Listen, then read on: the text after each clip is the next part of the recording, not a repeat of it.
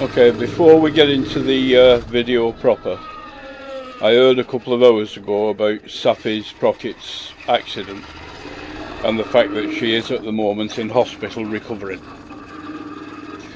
I just want to say get well soon, Safi. We're all rooting for you, we're all in your corner. Okay, you've heard it, I've heard it, we've all heard it. Down the pub, on the forums, on YouTube, you see the headlines. Motorcycling is a dying hobby. Same old story. The average rider is getting on a bit, greying at the temples and about to hang up their leathers for good. We're shown pictures of dusty showrooms and told the youth just aren't interested. Too busy on their phones, too worried about the cost, too scared of the licence process. They'd have you believe the whole thing's circling the drain. And if you just look at the main headlines from 2025, you might even believe them. Sales of new powered two-wheelers in the UK took a nosedive, a drop of nearly 20%. Case closed, right? Well, not quite. That's only half the story. Because the data we're seeing so far in 26 doesn't show a hobby on life support. It shows one in the middle of a massive shake-up. While some bits of the bike world are fading, other parts are booming in ways almost no one saw coming. So, is motorcycling really dying? Or has it just changed into something new, something different? And maybe, just maybe, something better perhaps? Okay, let's get into the brass tacks of it. Why does everyone think biking is on its last legs? A myth this big doesn't come from nowhere, and it's actually built on a grain of truth. For decades, the image of a biker in the UK was a potent one, but never just one thing. It was the leather-clad rocker on a cafe racer, the sports bike fanatic in full race rep leathers, and the long-distance tourer loaded up for a weekend away. It was a culture built on British iron and Japanese reliability.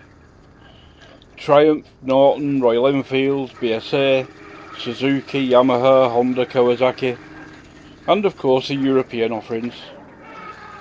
For ages, the health of the whole industry was pretty much judged by how many of these traditional types of bikes were being sold. And if you only look at that market, things haven't looked too clever. Big traditional brands have had a tough time. You add that to the fact that the generation who grow up with that specific biker image are getting older. That's just a fact of life. They're retiring from riding, and for a while it looked like no one was queuing up to take their place. Then you get the big scary number from 2025.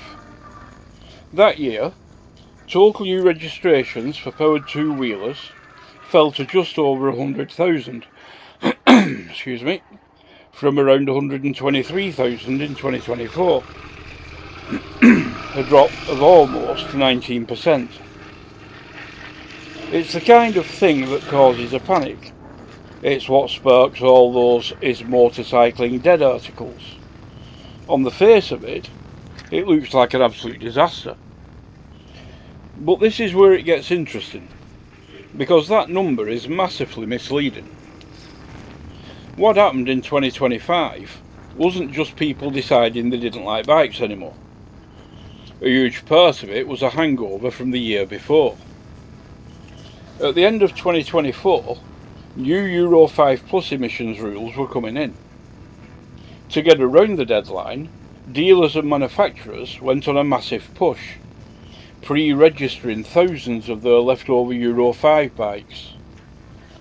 They were flogging them at huge discounts, so bikes that would have normally been sold in early 2025 got registered in late 2024 instead. The result? 2024's numbers looked artificially brilliant. and 2025s looked artificially dreadful. People were still buying bikes, they were just grabbing brand new pre-registered 2024 bargains, which don't show up in the 2025 new registration stats. The boss of the Motorcycle Industry Association, the MCIA, said himself that comparing 2025 to 2024's weird market made no sense. Now that's not to say 2025 was a brilliant year. The cost of living crisis definitely had an effect. When money's tight, a big toy is often the first thing to get knocked on the head. But the idea that we all just gave up on biking is a load of rubbish. The story of 2025 wasn't about riders losing interest. It was about weird regulations and a squeeze on our wallets. So if 2025 was a mess of dodgy numbers, what happens when things start getting back to normal? Well, that brings us to 2026. And the first big bit of proof that motorcycling isn't dying, it's just changing. We're finally getting a clearer look at what real demand is like. And it's not a picture of decline, it's a proper bounce back. Let's look at the numbers so far.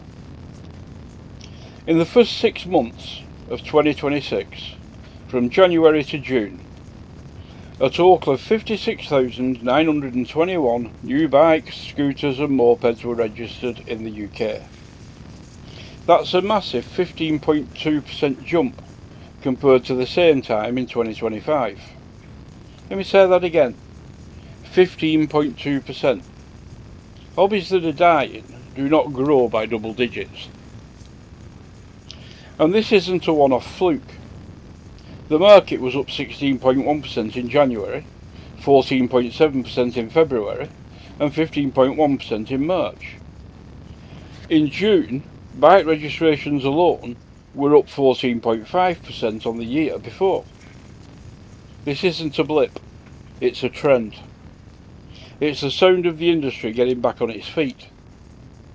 The MCIA CEO called it an encouraging sign of confidence returning. Now let's keep it real. We're only halfway through the year, so we can't pop the champagne corks just yet. And while these numbers are a huge improvement on 2025, they're still a bit shy of the figures from the first half of 2024 and 2023, which had their own weirdness going on with the end of the pandemic and that pre-registration rush. So we're not at a record high, but the direction is pointing firmly up. What the 2026 rebound shows, clear as day, is that the 2025 cliff edge was an anomaly, not the new normal. The demand was always there, just waiting. The simple fact is, in 2026, more people are buying new bikes, but that just leads to the next, much more interesting question. What kind of bikes are they buying? So we know more bikes are being sold in the first half of 26. But what kind of bikes are they?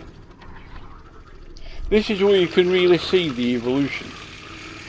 If you're picturing a market stuck on one particular style from years gone by, you're looking at a photo that's well out of date. The best-selling bikes today tell a story of a market that's got smarter, more varied, and is serving up what a new generation of riders actually wants. First up, the undisputed king of the weekend rider, the adventure bike. In June 2026, sales in this category grew by a massive 20.2%, and the year-to-date figure is up an incredible 23.8%. These bikes are the ultimate do-it-all machines for the modern rider. They're comfy for long trips, give you a great view of the road, and have that promise that you can turn off the tarmac and hit a trail whenever you fancy it.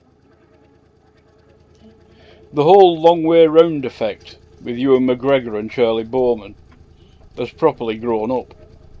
Bikes like BMW's R1300 GS are still top sellers in their class.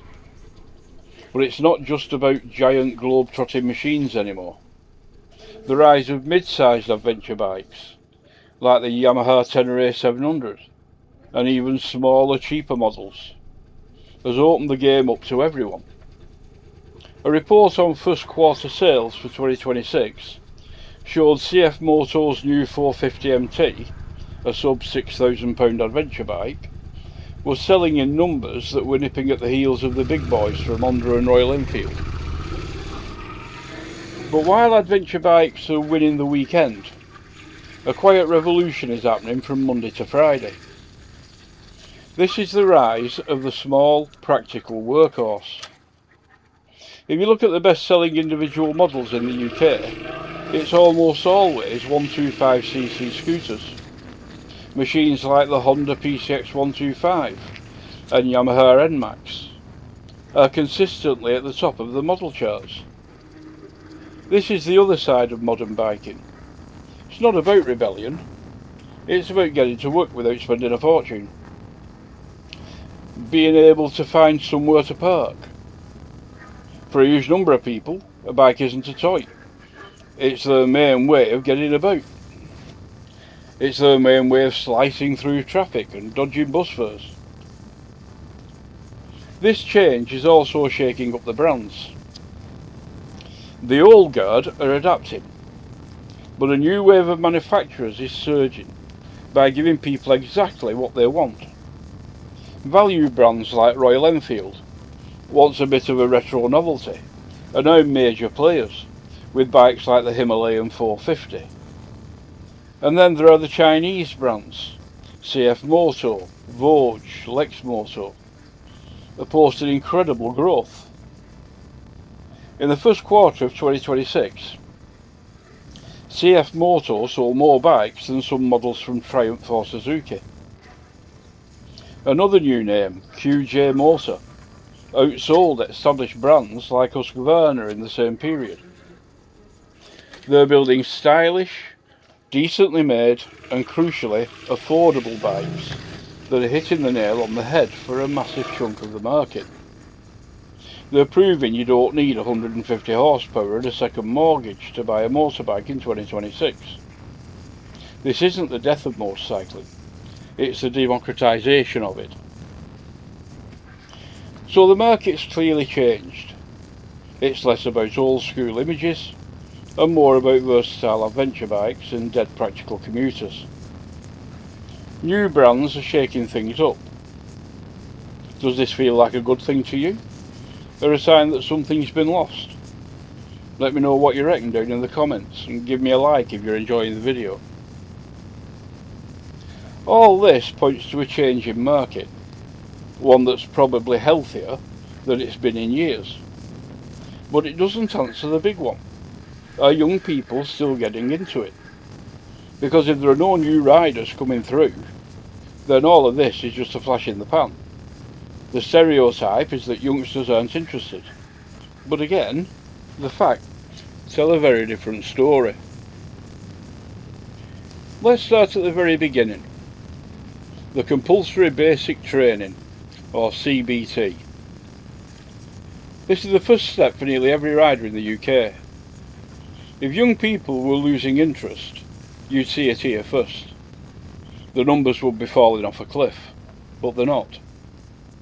Citing data from the DVSA, a report in June 2026 showed that a staggering 193,575 CBT certificates were issued in Great Britain in the 2025-2026 financial year. Not only is that a massive number, it's an increase on the year before, and the highest it's been since the 2021-22 period. And while some people might do the CBT more than once, it's still a huge number of people starting their journey. The demand is so high that the problem isn't a lack of learners, it's a lack of instructors to teach them.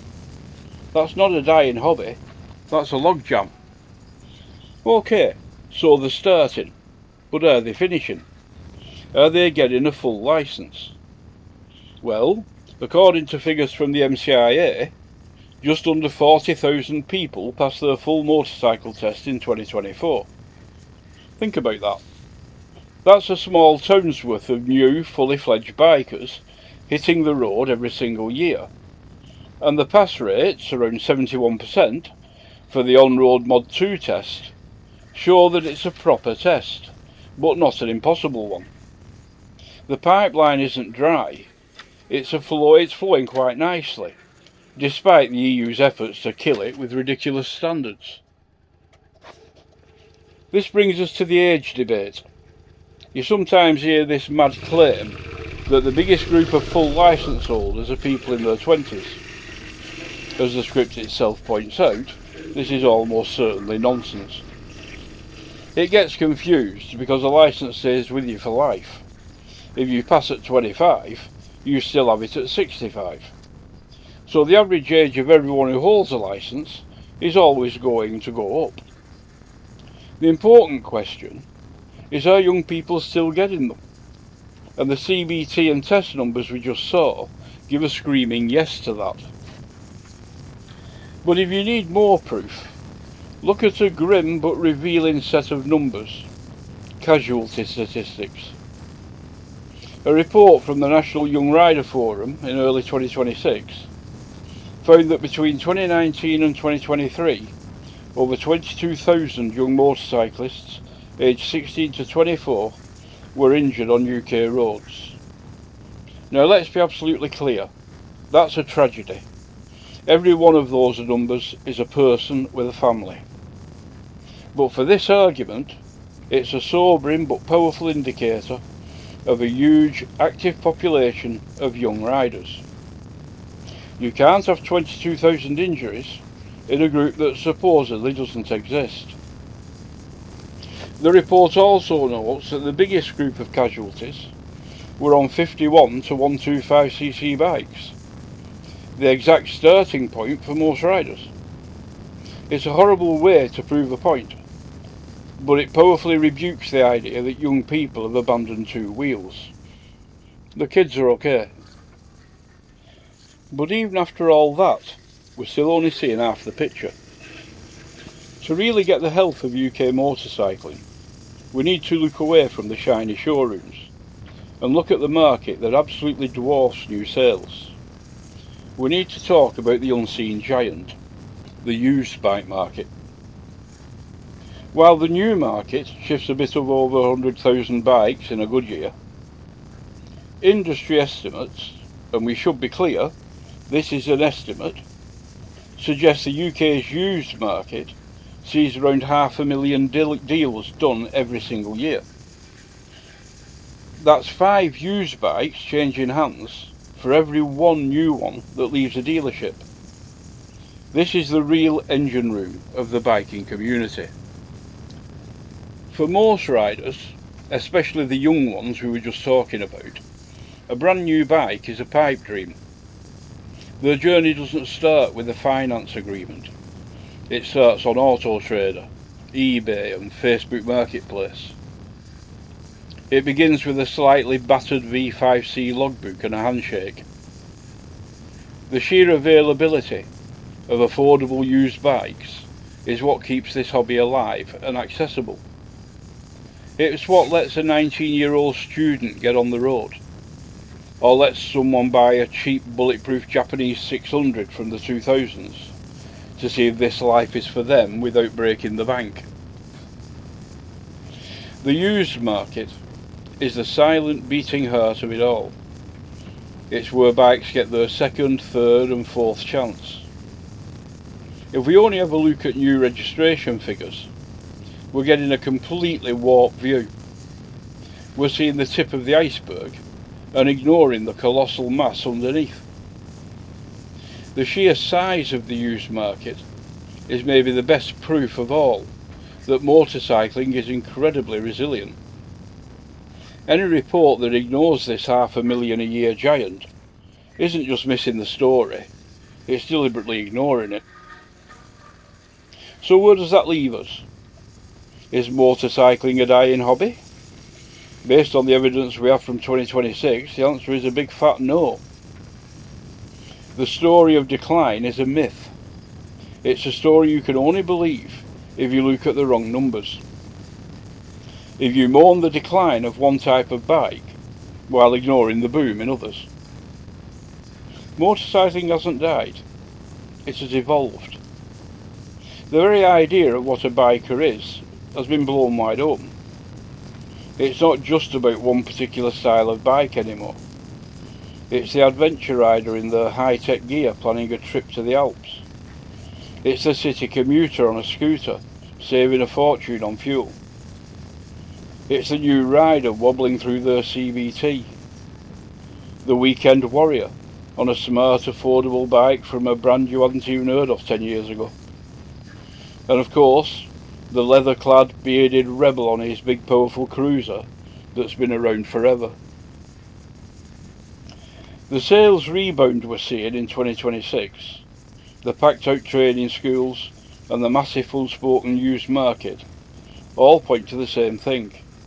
The love for two wheels is as strong as it ever was. It's just found new ways to show it. The industry has become more practical, more accessible, and more democratic. This isn't the end of an old hobby. This is the start of a new, more exciting era. But that's just my take on it. What are you seeing out on the roads? What do you think the future of biking looks like? Let me know in the comments. And if you enjoyed this, make sure to subscribe for more. Once again, to Safi, Saffron, get well soon. We're all thinking of you.